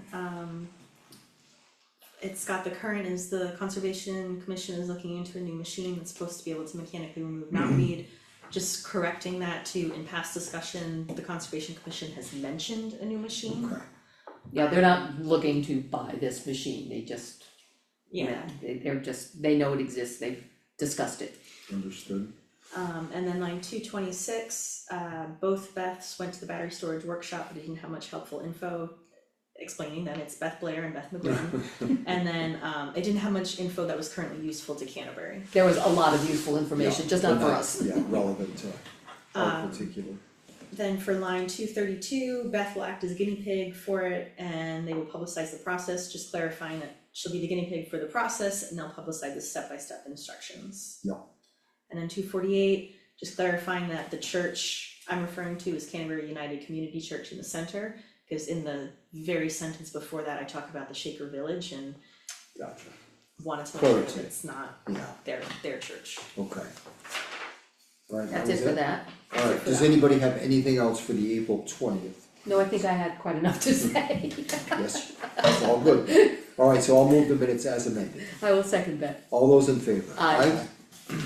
Turning our attention to the April 27. So for the April 27th on line 19, changing it to be specified it's electric pump retrofit, and then basically just adding on to the end that do some electrical work at the transfer station for an electrical disconnect, so the truck cannot be driven away while the pump is still plugged in. So just explaining What the an electrical disconnect is. for. Okay, makes sense? And then line 27 and 28, changing it from Ken reviewed and Ken suggested to the board reviewed and it was suggested, because I guess in the conversation, everybody was kind of in agreement and everybody was talking about this and reviewing it, and so just clarifying that it's not that Ken was sitting there telling you guys what to do. Yeah, Correct. understood. And then line 35, this is a bigger change, it's adding a sentence about what Canterbury currently has, so it adds, Canterbury currently has a full-time chief, 2 full-time and 1 part-time officers. Then later, it's changing, or it's adding in that the chief feels that unless there's unprecedented, and this is wrong, it's not 5 years, it's 30.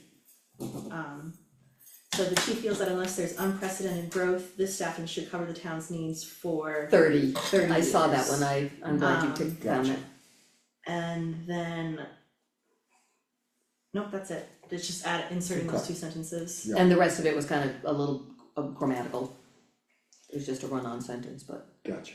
And then line 43, it says annual evaluations are completed also, just changing that to evaluations are completed annually and will be considered as part of any additional salary increases. This is one where, in the note that Beth gave me, you weren't 100% sure. You wanted to just confirm with everybody that that is what was talked What we about. said, Yeah. because I wasn't sure and I wanted to make sure that That that's, sounds like, that was the discussion we had. Yeah. Okay, Great, then Okay. that's it for that one. Alright, anybody have anything else on those minutes? no, Alright, then I will move them as amended. I will second that. All those in favor? Aye? Aye. Thank you again, as always, Cal, for excellent minutes. You have spoiled me most vigorously. I'm a pain on every other committee on which I sit now with the minutes. Just look out for those run-on sentences. That's Aye. right. Well, Alright, That was nothing in there. Alright, new business, NHMA legal inquiries authorization.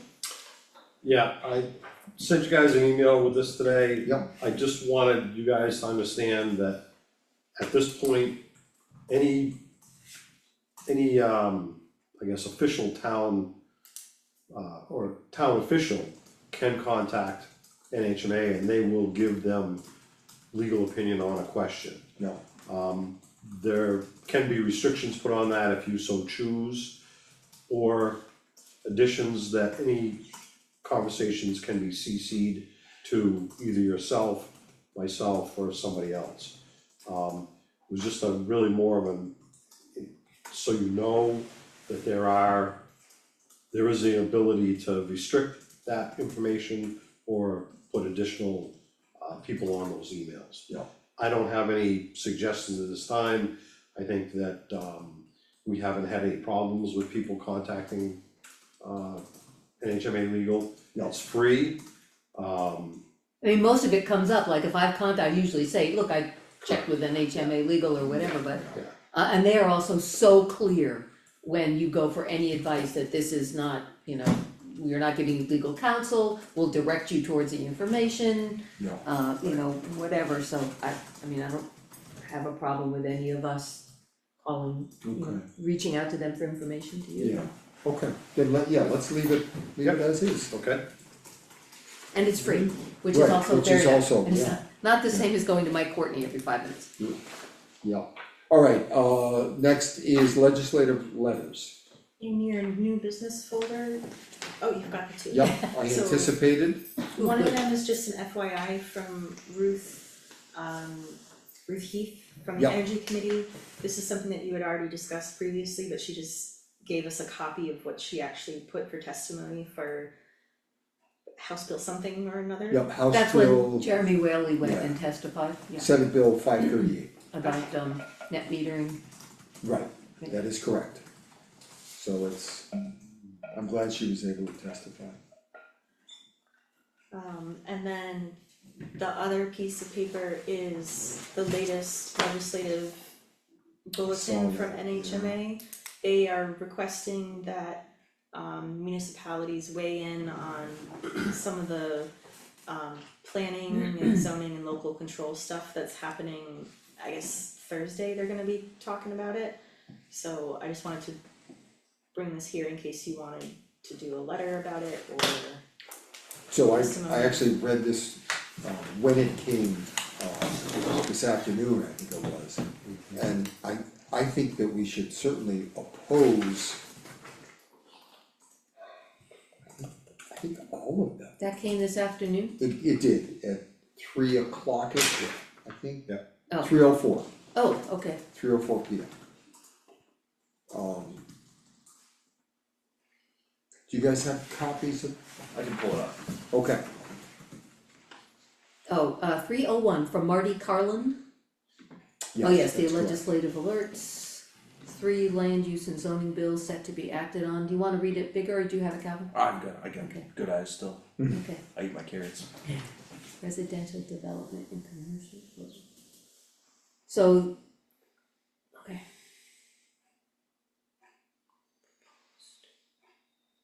Exempts residential.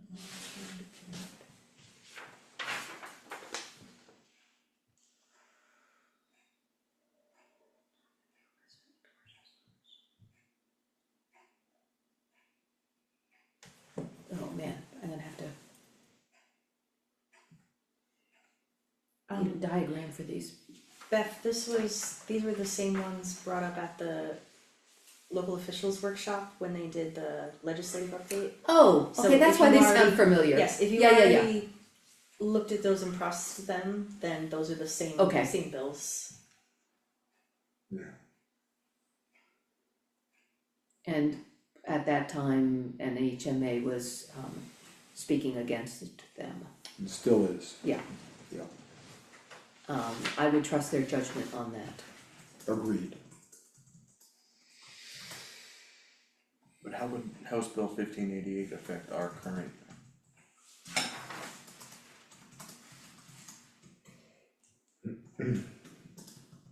Well, isn't there, I mean, the exit 18 is a prime example of it, right? Correct.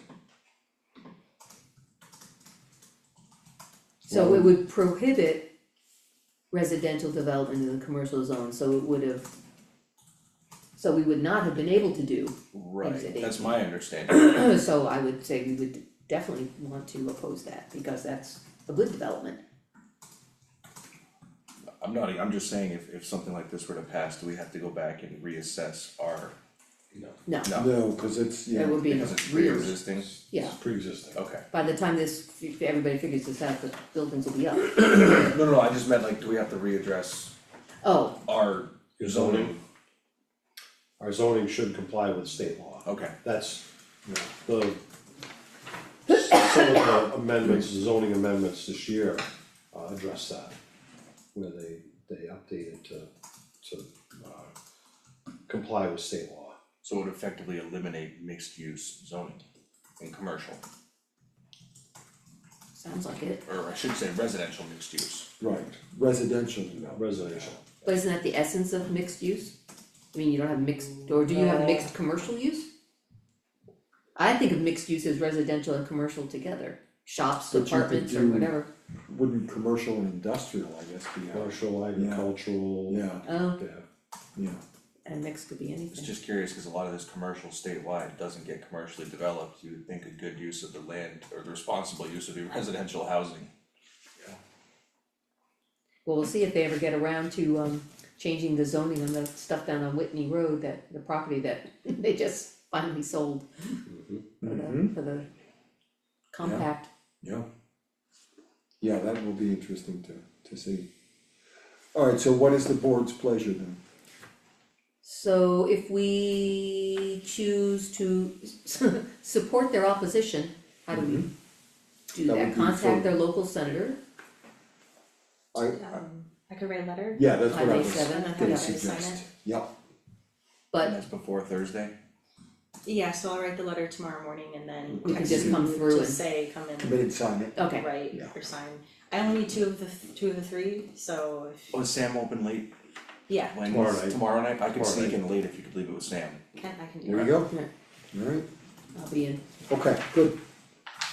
Alright, moving on to annual Class 6 road inspection report. Yes, I think you guys got copies in your folders. Yes, you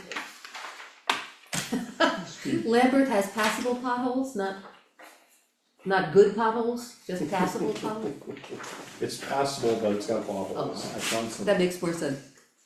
there we go, got it, thank you. John said none of these are emergent, although he said that Hancock Road, is getting close to, needing a lot of work. Yeah. One of the issues there is the beavers are plugging up the culverts, the people that own the road are trying to take care of it, and the beavers are winning, so. It's just something our highway department deals with on Scales Road and others, and the difference is our highway department is full-time and Yeah. they have equipment and everything to do it, and the residents are trying to do it as best they can, Right. so. How many- Times the road, Are there two houses? Two houses. Yeah, that's what I thought, yes. yeah. But the hill is getting a little washboardy. Yeah. When you start down over the hill. Yep, the usual spot, Yes, it yes, was, yep. yeah. He said that out of all the roads, that one is probably gonna be the one that's going to need work at some point in the near future. How does that work as a town? Do we send a letter or does it? We would send a letter, yes, Yeah. because they signed road waivers. Right, Yep. So we would send a letter reminding them they signed road waivers, what the conditions of the road improvement agreement was, and that we would ask them to do some work. but there's no fine process or, okay. We try to be as helpful as possible and just remind them and work with them if we can. Can we do beaver relocation? Pardon me? Beaver relocation, I can relocate them that's- for you. That's up not to, into your freezer, that's up to the people that maintain the road. we can't suggest. I cannot. Under the beaver pond in the sky. We did have a Don't town wanna hear it. resident that was attacked by a beaver last week, seriously. Like I saw the photos.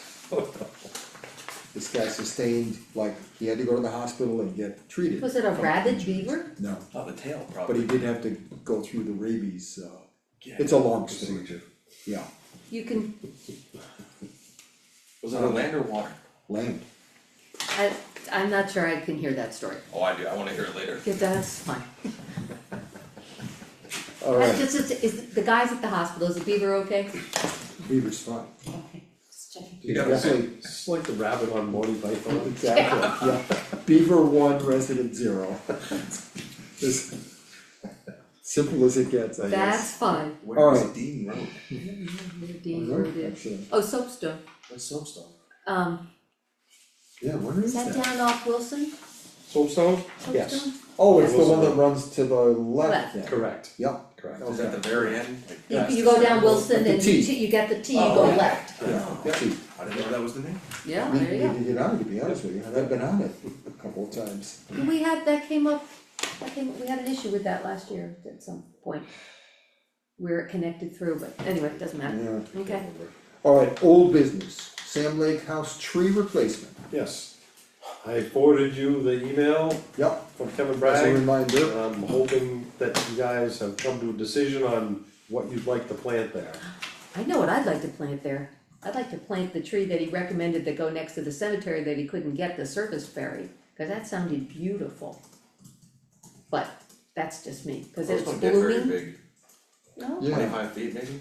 yeah, but they're beautiful and they bloom and that's good for pollinators and berries, yeah, but I don't have any other, I'm not adverse to anything except the giant expensive Liberty elm. right, Does which not I seem I appropriate there believe at we're all. all in agreement on that. That was a kind of a done deal, you weren't gonna. Yeah. Yeah. I certainly would have no objection to a service berry tree. I know he had a trouble finding What's it. the lifespan of one of them? Well, it was long enough that he recommended that we put it next to the cemetery, so it's not. Well, they're like an apple tree, right, 100 years? I don't know. I'm not protesting, I'm not a tree snob, I just didn't know if you want something that's gonna be 200-300 years or 100 years and dig her up and replace it. It's gonna be gone long after me, so. Hold on. It was serviceberry that he had recommended. Yes. Yeah, Yeah. little blueberries. 60 years. Serviceberry trees generally live 30 to 60. Oh, medium live small. Well-maintained specimens can live 40 years or more. 50 to 60 years is possible in ideal Does condition. say how big it gets? Like 20-25. But that's not. 6 to 25 feet tall. What did he say, serviceberry? Cause that seems awfully small for the spot next to the cemetery. It's similar to like a cherry tree.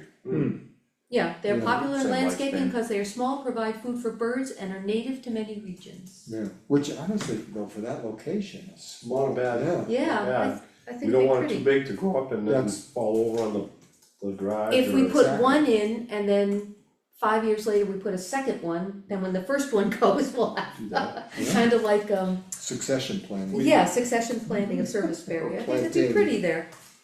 I will talk to Kevin about that. Okay. Yeah, okay, works for me. Yay, Thanks, yeah, thank you. I can't help the beaver, but I can help the local Then when I'm pollinators. 97, we can replace it again. Alright, police department report. Yes, we met last week, Yep. went over the report, I Yeah. met with the police chief today. He had some questions, it would probably be better to go in executive session. So if we're gonna do that, I do have some other things that we should talk about Yeah. first. Okay. Yeah, including the septic system agreement, or, Correct. yeah, okay, Right. why don't we go to that and then we'll save police department report for the last. So the septic system agreement update, Scott and I have met with the church and the store. We asked some questions, we were waiting for some information. We've had a couple emails go back and forth.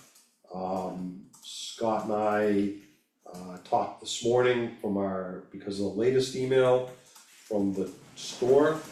And we're gonna set up a meeting with, the chair of the planning board, Okay, good. to discuss, compliance with zoning of what's intended at the store. Scott brought up a good point, the select board should not sign any kind of agreement unless it's clarity on that the building will, or the use will be compliant with town zoning. I agree with that 100%. Yeah, absolutely. So we're gonna meet with the chair of the planning board to discuss compliance and try and keep moving along with this. Good, I think like everything, and we've got several issues that have come up lately, Mhm. where, yeah, you all kinda sorta know what's going on, but it's not clear. Hmm, And I think that the clarity can only help us and going forward. and whoever comes after us. Yeah, especially who comes after us, yeah, absolutely. The other thing that I mentioned to Ken, and the more I think about it, the more I think it's a good idea, is we should, I think with both the church and the LLC, specify, and we could go one of two ways, either things we don't want into the drain or things that we do want into the drain, which is, I'm thinking cleaners, solvents, etc. as a knot. Correct. You know, there are certain chemicals that will just kill that leach field, and we don't want that, obviously. So I think that, you know, as we go down the road of trying to forge a better agreement between the three parties, that's one of the things we should consider. Is there a way to do that without, I mean, how do you, Well, I think we can call out, it may be easier to just call out what we want them to use, in other words, I don't think it has to be brand name, but I think it has to a be. biodegradable cleaner as Yeah, opposed to anything? Exactly. That's kind of what I was thinking. What was the church's standpoint on all of it with, did they make any notion that they were gonna expand the childcare or the use of the parish house or anything that would No, change their so- water usage? Right, my understanding from them is that the daycare is not operating at capacity now. The capacity went from 22 to 29. Okay, Without notice to the town. And that obviously was a concern as we spoke with them. But there are no plans for expansion at this point. And I don't know, it sounds like their daily kid count, if you will. They've got like Their 8 enrollment now, is- right? yes. 8 or 10, yeah, Yes, I think yes. somewhere in there. Considerably lower than what they're licensed Yeah. for. Yeah, and the one, you know, whoever, and probably it was Ken, the best thing that was done was the metering of usage. And certainly we want that to continue in perpetuity as far as I'm concerned, because it is the most accurate way of monitoring who's doing what. And I think we should certainly continue to insist as part of the agreement that. We did, after looking at the meter, we did suggest to the church that in July and August last year, their use went up quite a bit. No, And after some thought about it and some discussion, pretty sure they had put in a misting system on the playground. yeah, And the suggestion was that they put a separate meter on the Silcock where they get that water out of. And we can deduct that from the use that goes into the leach bed. oh, They because it's didn't- not going into the leach bed, it's just going in on the ground? It's just going Oh, onto the alright. soil, correct, yeah. but they didn't want more gallons, were they willing to No. cede gallons, their status quo? Yes. Okay, Yeah, so, you know, honestly, so far, I think that, you know, we're proceeding in a good direction. Yeah. You know, everybody's talking and that's all we can ask. And their water's coming out of their own well. Correct. We don't have any, I mean, we keep talking about the water that's going into the septic, do we have any concerns about how much is coming out of the well? I mean, I know it's not a dug well, but is there, Oh, their well? of the well, is it one well for the store and the town offices? The well at the Sam Lake House feeds this building, well, Sam Lake House, this building, the library, the town hall, and the church. Church building, The church building itself. okay, and the church The The parish parish house house has- has its own well, and the, and the store has its own well, really, yes. still a lot of wells in one little aquifer. yeah, we still get water in the basement. Right. I was gonna say, there's one that flows out across the street. Yes, there is. Alright, so the wells are staying full, okay. Yeah. And I'm sure part of the discussion will be things like, you know, how many washing machines are you putting in and are you adding bathrooms and Discuss washing machines, bathrooms, Bedrooms. bedrooms. yeah. bedrooms, that's a hugie, because yeah, there's one person in there now, but come on. Yeah, They just moved in, right? correct, new Yeah. tenant, Okay, yeah, I saw U-Haul there the Yeah. other day. And I think if once we figure out, you know, again, can get a clear answer on what the use is going to be at the store. yeah, yes, agreed. And that's the, I wanna phrase this carefully. I wanna make sure as we proceed forward, that what happens in that store is what we're being told is gonna happen in this store. That's fair, Yeah. okay. So then the store reopening is gonna get delayed until this is resolved? No, No, no. No, well, I didn't know if it had to go to planning, if they had to change the use.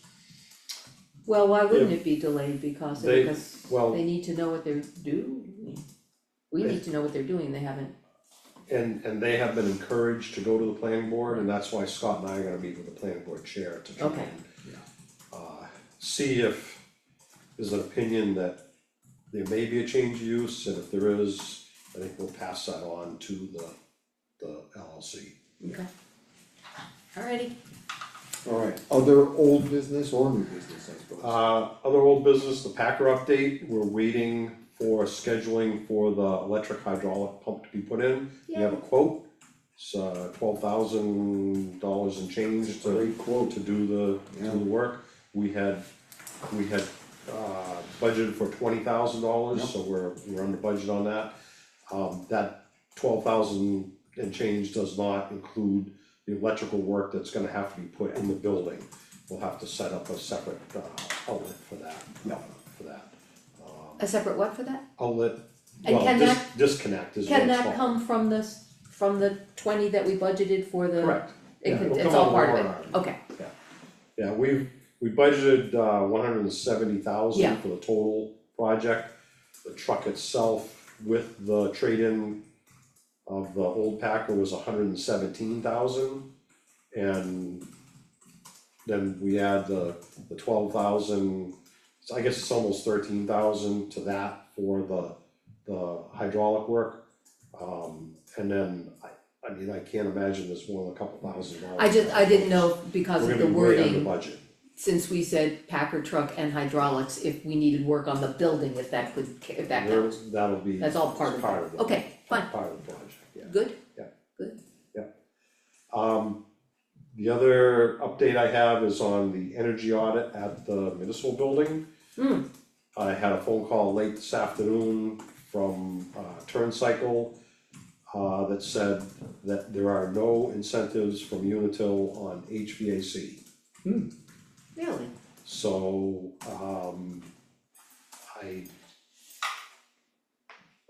I contacted Turncycle and said, okay, but could you still send me the audit? Cause we wanna know what you suggest we do. Yeah. So, I'm hoping that he emails me or calls and does that. and did, any of the information from Sarah Brock in New Hampshire Saves or New Hampshire Clean Energy, she didn't have any additional information on any incentives? I don't know, Turncycle is the one that contacted Unitil, that's why we haven't gotten it, I talked to them last week and said, asked why, when are we gonna get the report, and they said they had delivered everything to the utilities, and we're waiting for replies back from them on any incentives. And so today there are no incentives, so. That's too bad. Yeah. Sarah seemed to think there were so many available, I guess it must have been who knows what it was for, but, okay. Alright, Which still doesn't mean it's not worth it doing it, we just don't have, Pardon me? it still doesn't mean it might not be worth doing the heat pumps, but, Depends on what the Yeah. audit says. alright, And the light project, the LED replacement project is gonna be meeting this Thursday with the contractor to look at the building, at the municipal building. We're replacing all the lights in the offices. Meeting with the contractor this Thursday to look at the building, so they can schedule their work there. okay, great. Oh, and thank you, speaking of LED lights, the one light that was out in the town hall is on again, so thank you. very good. Yes, I don't know if you noticed, but two of the lights are very bright. Yes. And the rest of them are not so much. I did notice, I but they're on. thought, well, I have one really bright bulb And I don't wanna, well, I had two really bright bulbs and I thought, well, let's make at least two of them the same. Yes. Thank you, thank you. If they're matching and it's good, Yes. Yep. very good. Alright, thank you. And we did get an email that, the, gas company, Yep, whatever the gas company is, Our propane company? no, natural gas that Right. goes to Tilton up Shaker Road. Oh, yeah. They're, no, they have put a, limit on building or connections, I guess. They are not making any new connections on that gas line, north of Concord. Wow, They do not have capacity at this point. So, they Liberty, are going to be, it's really more the Tilton area. They're not gonna do any more connections really north of Canterbury, Belmont. That's the Tilton area, exit 21. They, are gonna be replacing, the email said, in the summer of '26, they are gonna be working on increasing the size of the pipe. They did it all the way up 106 last year and over on Shaker Road yep, to the Canterbury town line. And it sounds like they're gonna be working on Shaker Road all the way up to Tilton now, this year, this summer. So, I know, but until they're done, nobody else can hook on. correct, that, they said some kind of moratorium, but I'm not sure what Yeah. they're. It's Liberty Utilities. Liberty Utilities, thank you. John had put off paving Yeah, Shaker Road because he knew they were gonna be doing something at some point. So it sounds like this year, so my guess is next year we'll be paving a section of Shaker Road, okay, that'll make Art very happy. yes. yeah, The racetrack opens again. right, yeah, Alright, okay, I think that's it for old business updates. okay. okay, So I think, if you guys want, it's 8 o'clock, if you wanna go into executive session, Yeah. then. Yeah, we've hung in this long, let's go a little more. Alright, so I'll make a motion, we adjourn into executive session. Per, personnel matter, what are we, Personnel? Yeah, Okay, yes. so that's A. okay, I'll yeah, thank you. Read that, read the thing. It becomes official. Per RSA 91A:32A. To discuss a personnel. And, Second? oh, a second, yes. All those in favor? Aye. Aye. Thank you.